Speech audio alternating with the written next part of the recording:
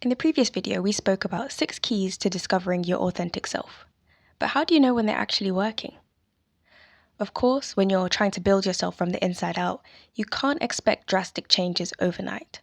But as you stay consistent on your personal development journey, you will notice certain key signs that you're reconnecting with your authentic self. Welcome to the BU channel, where we do a deep dive into personal development and look at it through the lens of authenticity. I am Safiya, author of the book BU, Your Life Depends on It, the original volume, and the Transformation Journal. Now let's talk about the 6 signs you are reconnecting with your authentic self.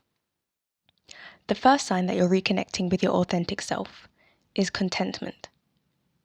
As you grow along your journey, you'll arrive at a place where you genuinely like and accept who you are as a person. You'll appreciate the things you do, what you say, how you treat yourself.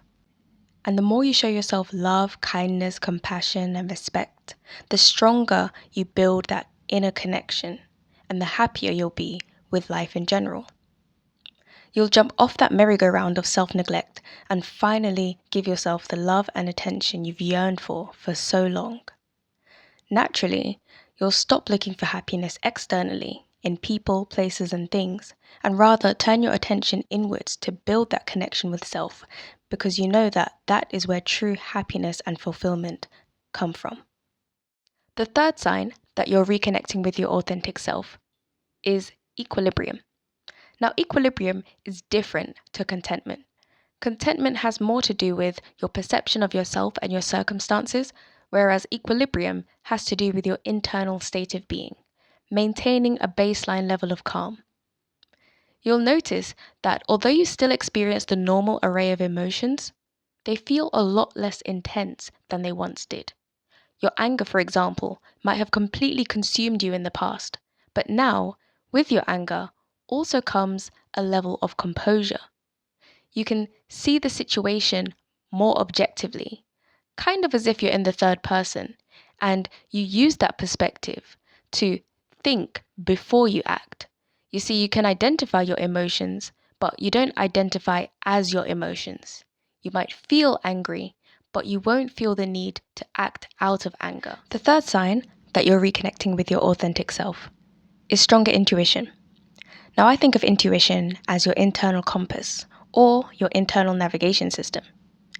It's based on a higher awareness, deeper insight, and perhaps greater foresight than we have the current capacity to understand. You might feel compelled to make certain decisions, not based on your emotional state, nor would they be based on your orthodox logic. They might not make enough sense to articulate, but with your stronger intuition, you'll feel less of a need to actually explain your decisions to others. Rather, you'll act with confidence, faith, and trust in your intuition, and that it will lead you down the right path. As you become more in line with your authentic self, you will also be able to distinguish very clearly between your intuition, your emotions, and your orthodox logic. And that becomes ever more important because those are 3 very different things, but you'll get a lot better at it as you connect with your authentic self. I'm posting a blog specifically about intuition next week, so if you're interested in that, stay tuned for the upload. The fourth sign that you're reconnecting with your authentic self is alignment. Reconnecting with your authentic self means that you're coming into alignment with your higher purpose. It becomes easier to identify what doesn't align with who you are authentically, your higher purpose, or your goals. You also become more swift at making the decision to remove contrary people, places, and things that don't align with how you live your life. They might even remove themselves from your life as it becomes more into alignment. This cleansing process is guided by your intuition and how you notice things affect your equilibrium.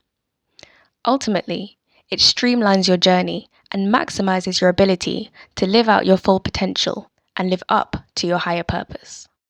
The fifth sign that you're reconnecting with your authentic self is perfect timing. The more you make decisions that align with who you are and your greater purpose, the more you'll begin to notice opportunities, people, and circumstances present themselves in what seems to be perfect timing. It might not be so obvious at first, but over time you will see evidence of this. Have you ever noticed that when you're at a crossroads with a really important decision to make, whatever decision you choose to make, it just always works out, and everything around your decision aligns perfectly to work out in your favor? This is perfect timing. The sixth sign that you're reconnecting with your authentic self is that your principles take precedence. As you identify more and more with your authentic self, your priorities will naturally shift. You'll become less focused on being perceived as good and more focused on actually doing good and doing the right thing. If that means setting boundaries that might alienate others, then so be it. If that means you might miss out on opportunities by standing up against prejudice and injustice, then you're willing to take that chance. You don't hesitate now to act in accordance with your values and principles because you're no longer governed by your ego, but instead you're governed by what you see as the bigger picture. Thank you for making it to the end of this video. If you enjoyed it, please don't forget to like, comment, and subscribe, and share it with someone you think needs to hear this as well. Keep shining, and always remember, be you. Your life depends on it. See you in the next video. Bye for now.